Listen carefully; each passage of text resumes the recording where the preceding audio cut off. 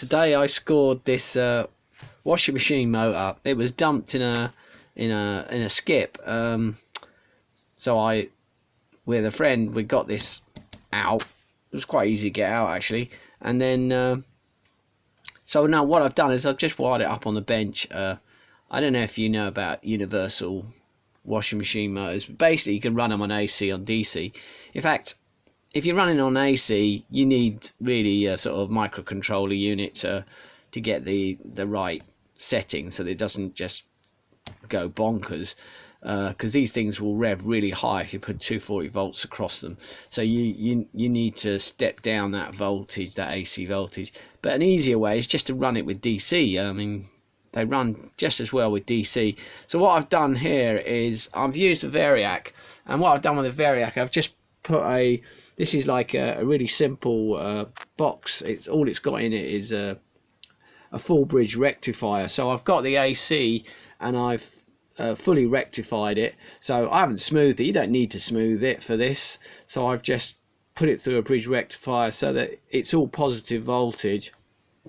That means you can run it through the armature coil, and you're gonna produce a magnetic field which will impinge with the other coil, which is the field coil that goes around that, and that acts as your permanent magnet. Now with the field coil, you just need to set up a small current through it, which generates, just like an electromagnet, generates a magnetic field in the same direction all the time.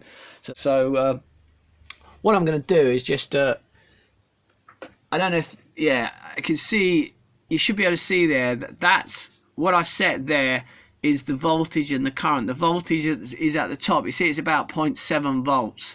Now the current is 500 milliamps. Now that's running through the field winding, which acts as the magnet, and that just keeps that magnetic field at a fixed kind of value. See, it's about half an amp. This is a temporary setup because what I'm going to do is build a very simple 5/5 timer, which will be an oscillator. Basically with the oscillator I can run it in a sort of AC mode, and I can then have a much smaller, instead of having this massive variac thing, I want something much smaller. So I'm going to do that later. It's a really simple circuit. I might show you it later. Anyway, I just wanted to quickly show you how easy that is. So you just fix up a fixed current, small voltage across the field winding for the magnet. And so there's 4 wires basically. There's 2 wires for the field magnet and 2 wires for the armature magnet. And then you can so I'm just going to turn the armature magnet up, and then you'll see what's interesting, of course, is when the armature is running slow, as the commutators pass over the different coils, because it's slow, you get much higher current. So until the armature speeds up, you'll see that left hand meter there, that's a meter that measures from 0 to 3 amps. As I turn it up, you'll see that spikes at the beginning because the armature is running so slow. It's going to get a lot more current because you've got like a short going on when it's running slowly across those coils, those commutators. But as the armature speeds up, you'll see that amperage drop down. I'll just show you that now.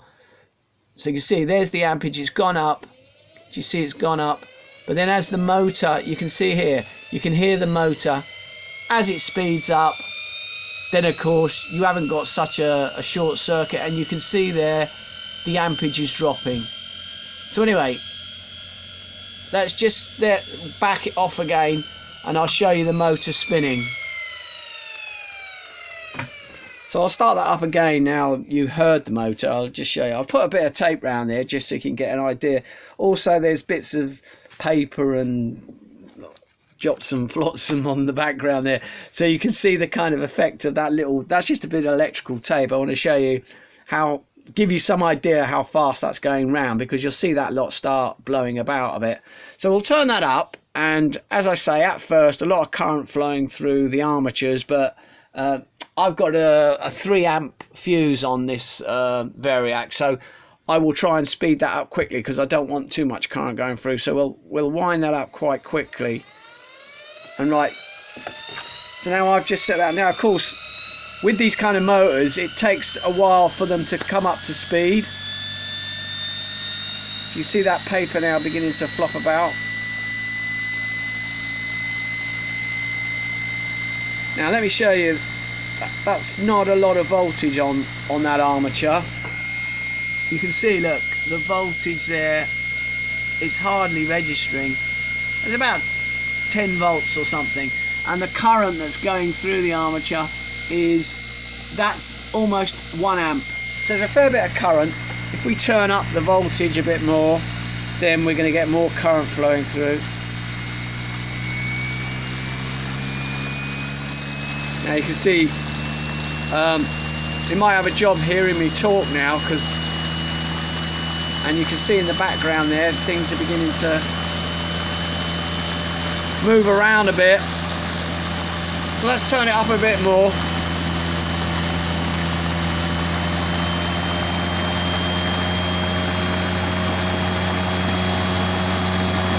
It's very windy now. Sounds like an aeroplane going off now. Very loud.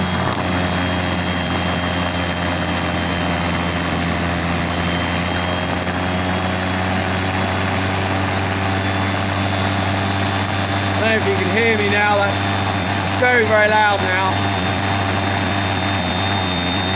And the tape's beginning to disintegrate.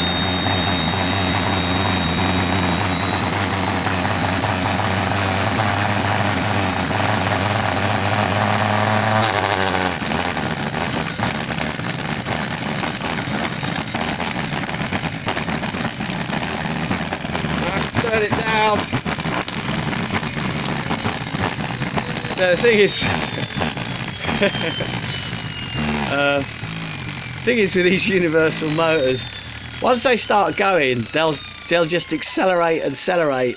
So you do actually need a variable control on those, and if you don't turn it down, these things will just accelerate until the bearings will just, they'll just disintegrate this thing.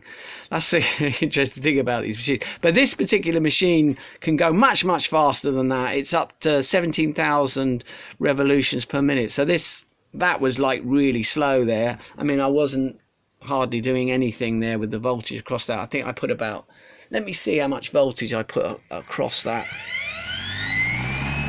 That wasn't even, I didn't even have about like 30 volts across there. So this is capable of 240 volts. So of course that's 240 volts AC. So peak voltage would be 300 and whatever it is. So with the DC voltage, you could get quite a lot of speed on this motor. So this is going to be great for building a. What I want to use it for is to make a sander for my workshop. So I'm going to use that to make a sander. Do something with it. I'm not quite sure how I'm going to engineer this rotor on the end. I got a friend who's good at this kind of thing. I'll have to ask him how to do that. Anyway, that's what I've been messing around with. I scored that today and just thought I'd show you how easy it is to fire one of those up. Okay, speak to you soon. Bye.